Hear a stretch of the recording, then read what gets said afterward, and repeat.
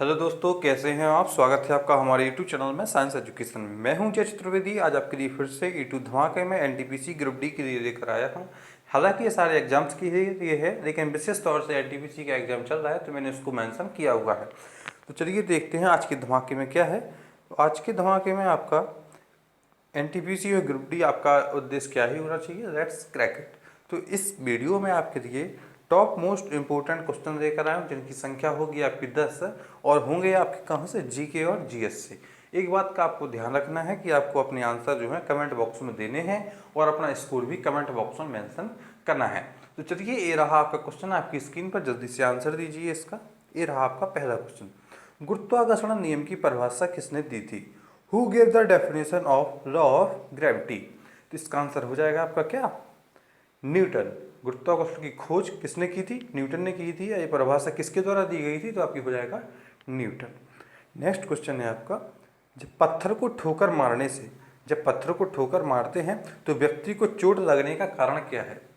मरी पत्थर में जैसे आपने पैर मारा तो आपको पैर में चोट लगती है, तो यह चोट किस कारण से लगती है? उस क्रिया का नाम क्या है? भौतिक क्रिया। तो इसका नाम हो जाएगा आपका क्या, रिएक्शन, यानी कि प्रतिक्रिया।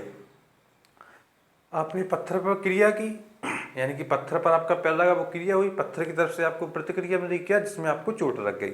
तो आपसे पूछा जाए पत्थर को ठोकर मारने से व्यक्ति को चोट लगने का कारण क्या है, तो हो जाएगा आपका क्या, प्रतिक्रिया। चलिए नेक्स्ट क्वेश्चन है आपका, लिफ्ट में मनुष्य का वजन वास्तविक वजन से कम कब रहता है? देखिए, जब भी आप लिफ्ट में आते हैं तो आपके साथ 3 कंडीशन बनती हैं। या तो आपको वजन लिफ्ट अपने भार से ज़्यादा लगे, या तो कम लगे, या आपको बराबर लगे, ठीक है ना। तो आपको वो वाली कंडीशन बतानी है जब आपको अपना वास्तविक वजन कम लगता है, ठीक है ना। तो इसका आंसर हो जाएगा क्या, जब लिफ्ट तेजी से नीचे आ रही हो। क्योंकि जब लिफ्ट तेजी से नीचे आएगी तो आपके ऊपर की ओर लगने वाला बल होगा आपका mg, और नीचे की ओर आएगा वो होगा आपका ma। तो दोनों का जब डिफरेंस निकालेंगे तो क्या होगा, आपको वास्तविक वजन से आपका कम आएगा। चलिए नेक्स्ट क्वेश्चन है आपका, रेडियो तरंगों के संचरण के लिए प्रयुक्त वायुमंडल स्तर कौन सा है? जहाँ पे रेडियो वेव्स बड़ी आसानी से घूम सकती हैं या एक तरीके से संचरण कर सकती हैं, आपको बताना है उसका नाम क्या है। तो वो है आपका आयनोस्फीयर, यानी कि आयनन मंडल। नेक्स्ट है, ध्वनि का तारत किस पर निर्भर करता है? ध्वनि का तारत किस पर निर्भर करता है? तो आपको पता होगा किस पे करता है, आवृत्ति पर, ठीक है ना। ध्वनि का जो तारत है किस पर डिपेंड करता है, आपका आवृत्ति पर। नेक्स्ट है आपका, स्टेथोस्कोप किस सिद्धांत पर कार्य करता है? स्टेथोस्कोप जो होता है आपका डॉक्टर्स के पास होता है, जो आपने देखा होगा कान में लगा लेते हैं और एक आपको देखते हैं और आपको सुनते हैं। तो इसका आपको बताना है यह किस सिद्धांत पर कार्य करता है। तो इसका आंसर होगा ध्वनि के परावर्तन पर। किस पर काम करता है? ध्वनि के परावर्तन पर।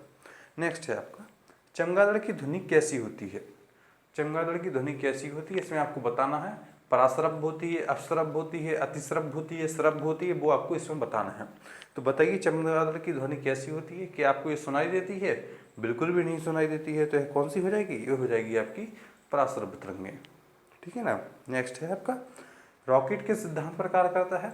रॉकेट जो होता है वो किस सिद्धांत पर कार्य करता है? तो यह आपका जो है न्यूटन के थर्ड लॉ पर कार्य करता है। किस पर कार्य करता है? न्यूटन के थर्ड लॉ पर। चलिए नेक्स्ट क्वेश्चन है आपका, ध्वनि की गति सबसे तेज कहाँ होती है?